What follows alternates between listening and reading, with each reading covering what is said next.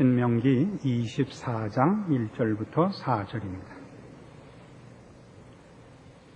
사람이 아내를 취하여 데려온 후에 수치되는 일이 그에게 있음을 발견하고 그를 기뻐하지 아니하거든 이혼 증서를 써서 그 손에 주고 그를 자기 집에서 내어 보낼 것이요 그 여자는 그 집에서 나가서 다른 사람의 아내가 되려니와 그 후부도 그를 미워하여 이혼 증서를 써서 그 손에 주고 그를 자기 집에서 내어 보내었거나 혹시 그를 아내로 취한 후부가 죽었다 하자 그 여자가 이미 몸을 더럽혀 쓴즉 그를 내어 보낸 전부가 그를 다시 아내로 취하지 말지니 이 일은 여호와 앞에 가증한 것이라. 내 하나님 여호와께서 네게 기업으로 주시는 땅으로 너는 범죄케 하지 말지니라. 이거 막 아멘하면 안 돼요. 이거 굉장히 어려운 내목인데 설명도 하기 전에 아멘하면 어떡하려고 그래요. 그냥 성경만 읽으면 아멘하고 기도만 하면 아멘하고 이지 말고 잘 듣고 아멘해도 되는가 안 되는가 생각하고 아멘하셔야 돼요. 지금 이 대목은 이혼에 관한 얘기가 아니고 이혼해서 내보낸 여인하고 다시 합할 수 없다는 게 본론이에요. 여기서 따지는 것은 그것은 간음을 하는 것과 같은 것이다. 그렇게 정의를 내리고 있습니다. 그것이 오늘 이제 따지려는 우리 이 본문에서의 초점이고 그걸 따져나가는 과정에서 이제 그 설명에 있는 다른 부분들도 우리가 언급을 해야 되는데 그 첫 번째가 이제 이혼에 관하여 성경은 어떻게 설명을 하는가 하는 것입니다. 성경은 이혼을 허락하지 않습니다. 마태복음 19장 3절부터 봅시다. 바리새인들이 예수께 나와 그를 시험하여 가로되 사람이 아무 연고를 물론하고 그 아내를 내어버리는 것이 옳으니까 예수께서 대답하여 가라사대 사람을 지으시니가 본래 저희를 남자와 여자로 만드시고 말씀하시기를 이러므로 사람이 그 부모를 떠나서 아내에게 합하여 그 둘이 한 몸이 될지니라 하신 것을 잊지 못하였느냐. 이러한즉 이제 둘이 아니요 한 몸이니 그러므로 하나님이 짝지어 주신 것을 사람이 나누지 못할지니라 하시니 여짜오되 그리하면 어찌하여 모세는 이혼 증서를 주어서 내어버리라 명하였나이까.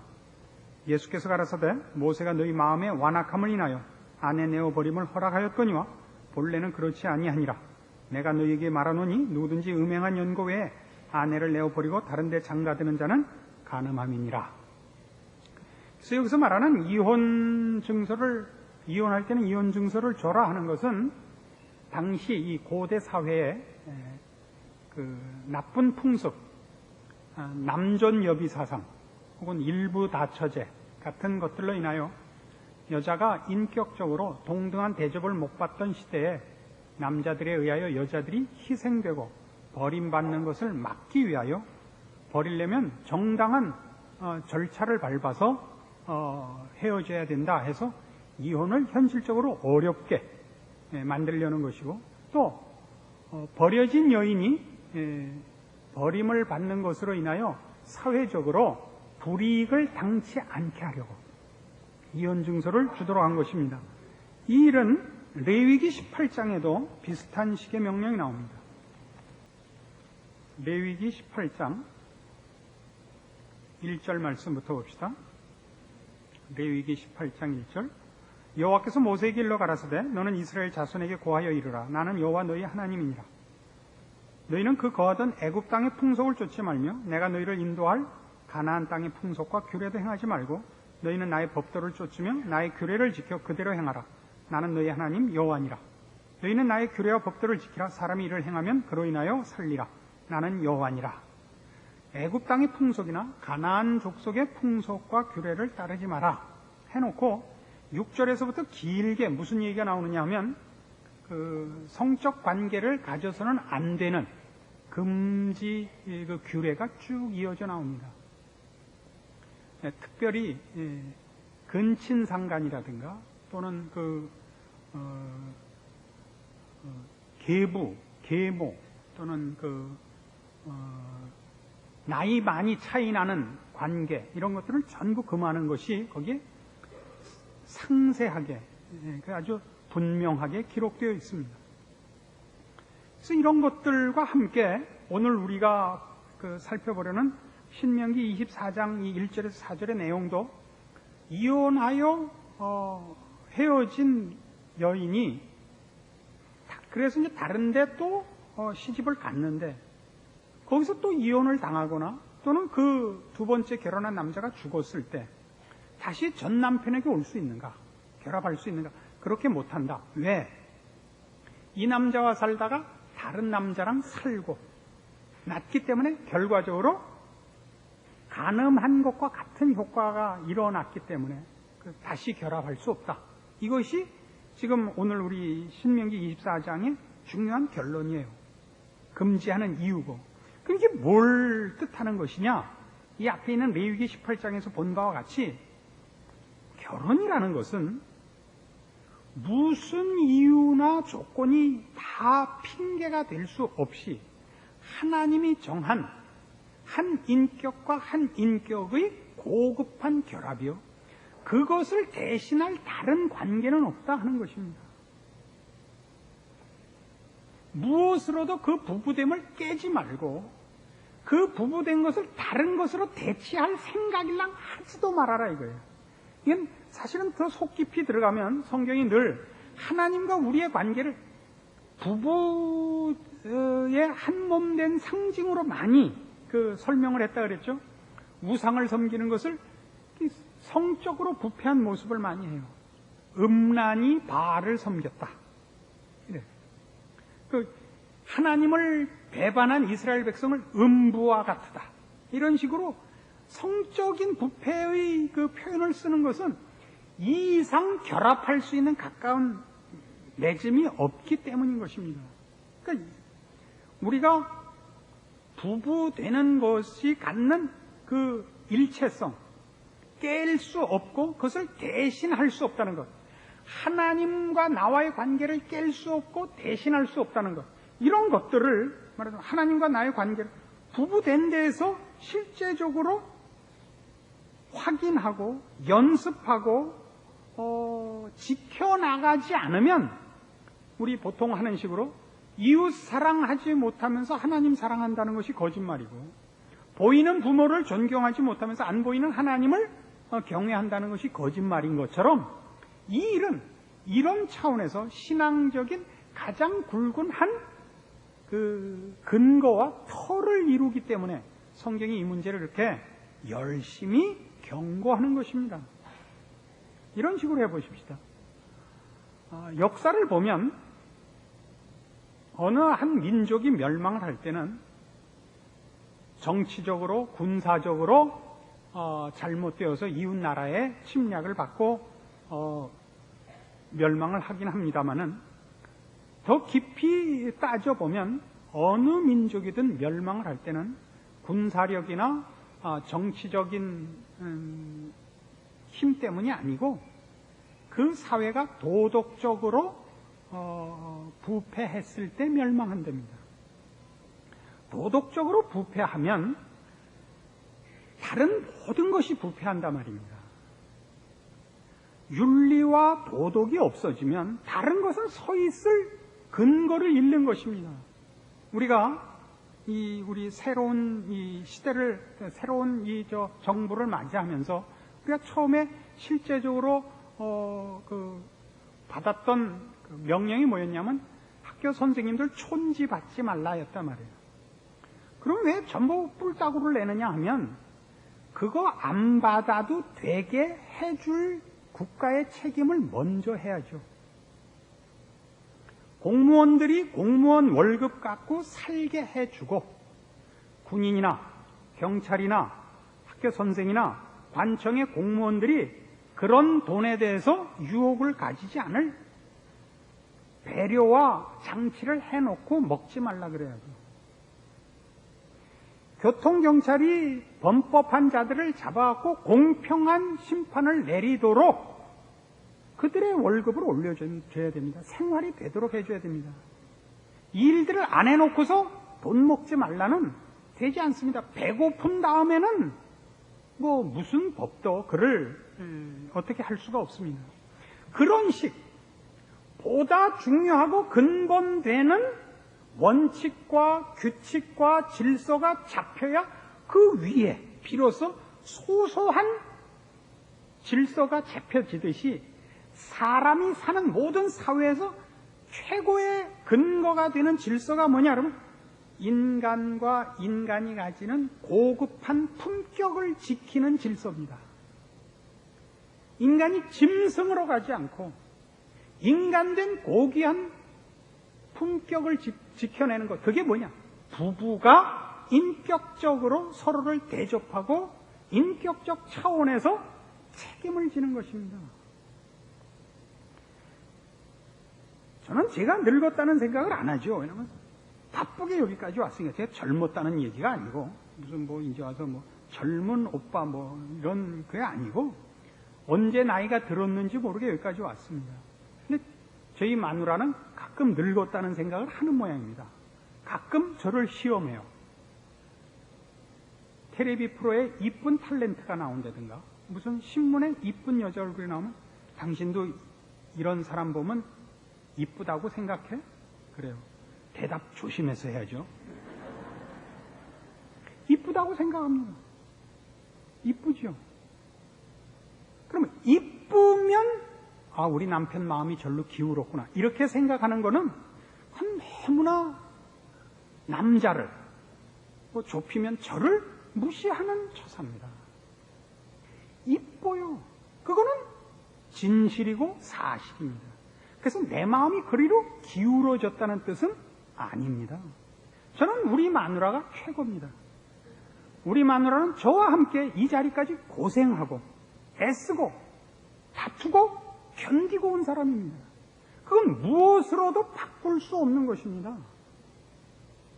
저희 마누라가 처녀 시절에 허리가 개미허리였고 22인치에 이뻤다 그러면 아무도 안 믿어요. 내가 뭐 한수양 집사님이라고 이름은 안 밝히겠는데 아주 노골적으로 빈정거려요. 우리 마누라 이뻤어요. 안 이뻤으면 제가 데리고 살았겠어요. 지금은요. 지금 더 이쁘죠. 이쁘다는 거는 보이는 것만의 문제가 아니죠. 제가 나이가 들어서 제일 멋있는 꽃 그러면 저는 호박꽃이 제일 멋있습니다. 왜요? 그건 누가 손보지 않아도요 매일 이따만한 호박을 열어요. 근데 그 이쁜 코스모스나 장미는요 개뿔도 쓸모가 없어요. 철없을 때 사람 마음 뺏어갈 때 쓰는 사기 소모품이지 사기용 비품이지 쓸모가 없더라고요. 누가 그 프로포즈를 누가 더 멋있게 받았나 그 얘기하는데 누가 그런 얘기를 하더라고요. 자기 남편이 자기에게 프로포즈 하는 날 장미를 100송이를 보냈대요. 그래서 자기는 꼴까닥 했대요. 그러니까 그런 데 갔죠.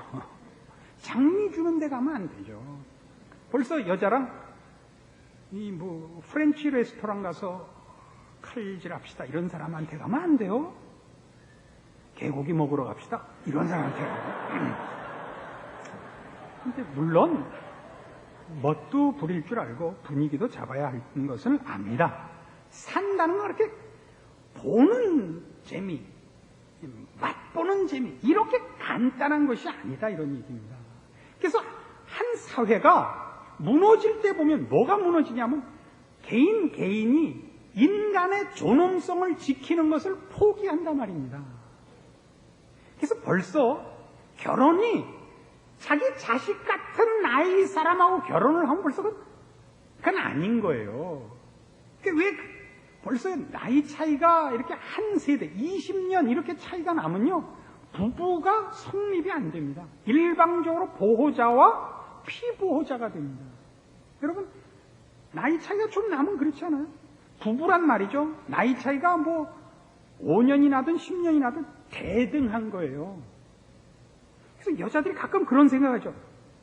남편이 자기보다 위인데 처음에는 남편이 뭐든지 앞섰고 뭐든지 능력 있고 나보다 생각이 깊다고 생각했는데 어느 날 나는 아들을 셋 키우는 거 아닐까?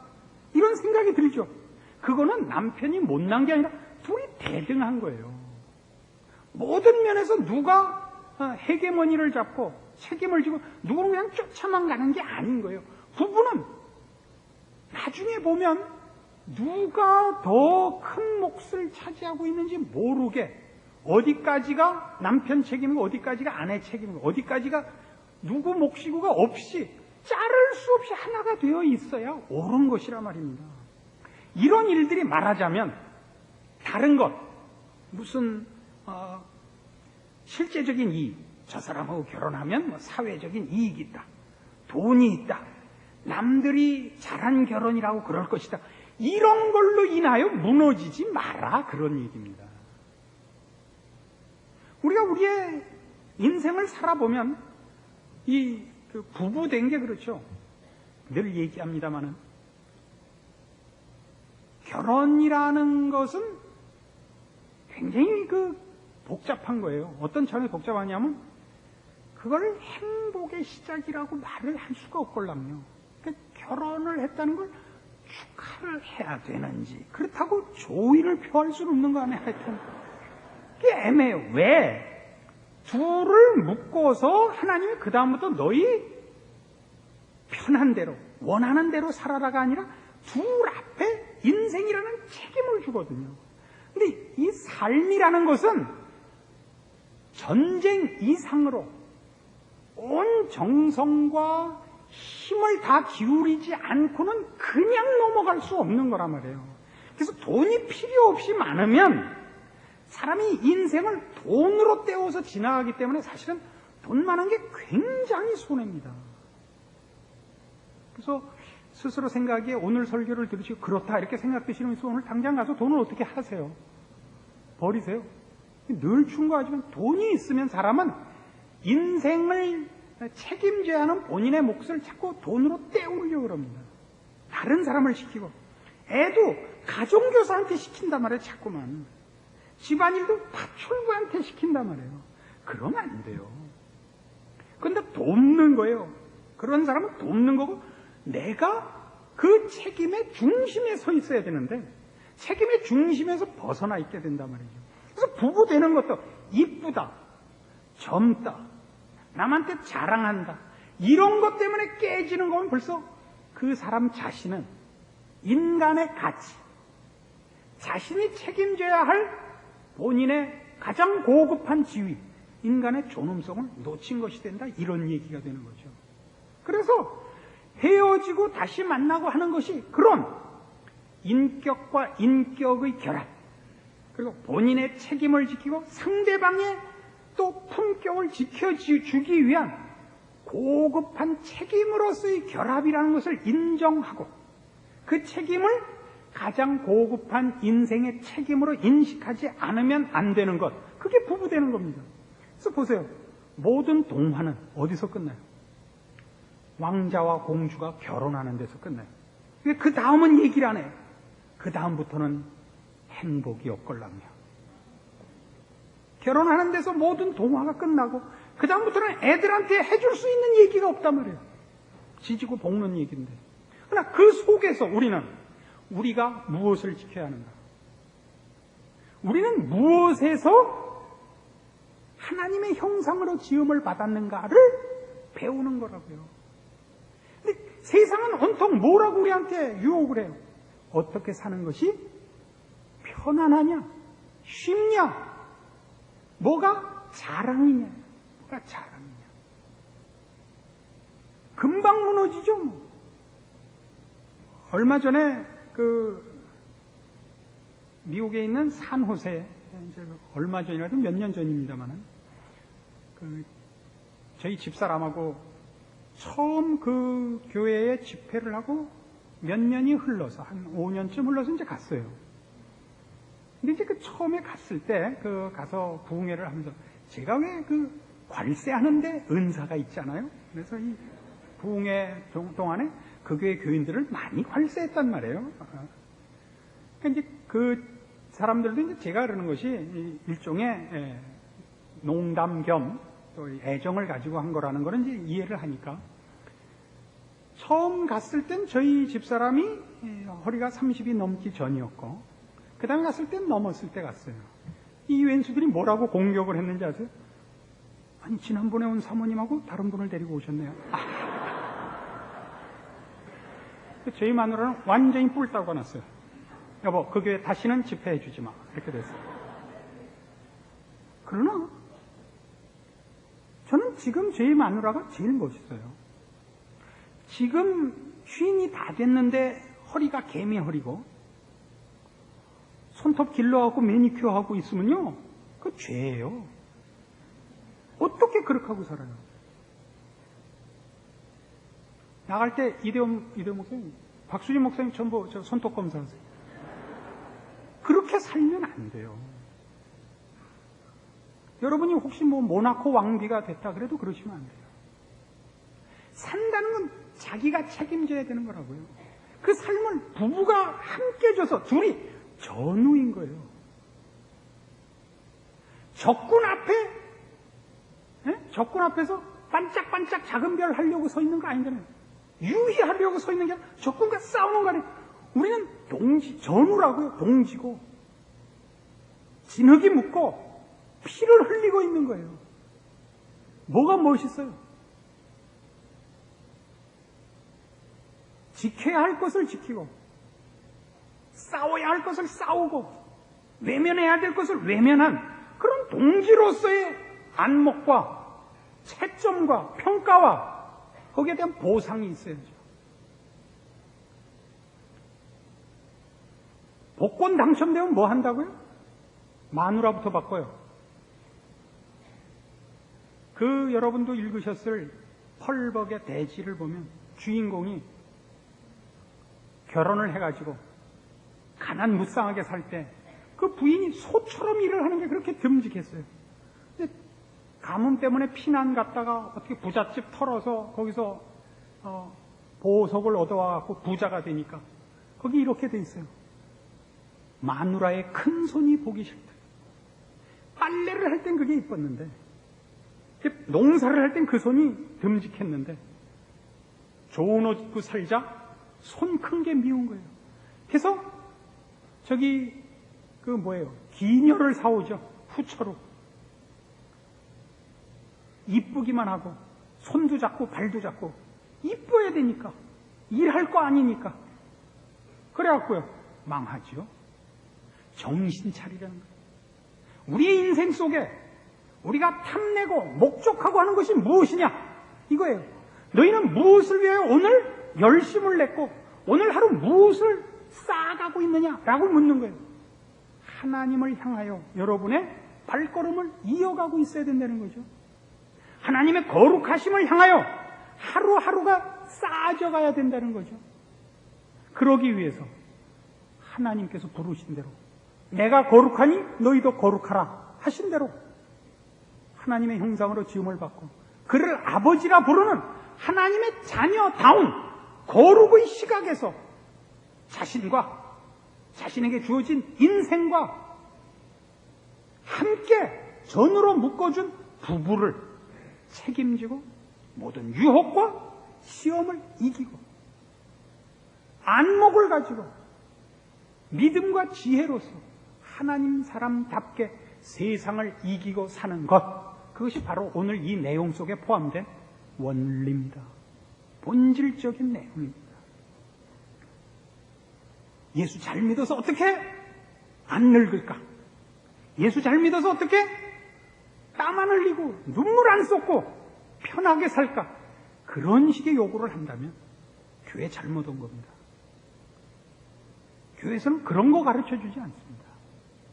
어떻게 하는 것이 참다운 인간의 모습이며 우리가 지켜야 할 것이 무엇이며 하나님이 우리에게 무엇을 요구하시는가. 그러기에 우리가 어떻게 죄와 세상의 유혹 앞에 우리가 가진 것과 우리가 결실해야 되는 것을 지키며 증거하며 나누는 자 되어야 하는가. 이 싸움에 있다는 것을 확인하시고 오늘도 여러분이 삶의 책임을 모면하려는 게으름과 엄살로부터 정신 차리시고 주님 앞에 영적 전투로 부름받은 십자군으로 여러분의 자리를 지키시고 허락된 인생을 지키시는 그리고 승리하시는 여러분들 되기를 바랍니다. 기도하십시다. 하나님 아버지 은혜를 감사합니다. 우리는 하나님의 자녀고 거룩으로 부름을 받고 있습니다. 우리의 인생에서 가장 중요한 것은 우리 하나님께서 인정하시는 삶을 사는 것입니다. 세상이 우리를 게으름과 허황된 것과 사치로 부르고 있습니다. 저 쓸데없는 미친 짓에 휘말리지 말고 우리의 생명과 진리와 영혼을 지킬 줄 아는 자리에 우리로 주님 앞에서 서게 하시고 승리케 하시옵소서. 그리하여 저 세상의 죄악된 세력들 앞에 휩쓸려가는 영혼들이 여기 그리스도 예수 안에서 그 영혼의 닻을 내리고 있는 우리를 만나 구원함을 얻는, 생명을 나눠받는, 영혼을 유업으로 나눠받는 기적들이 일어나는 우리의 인생과 존재가 되게 하여 주시옵소서. 예수님의 이름으로 기도합니다. 아멘.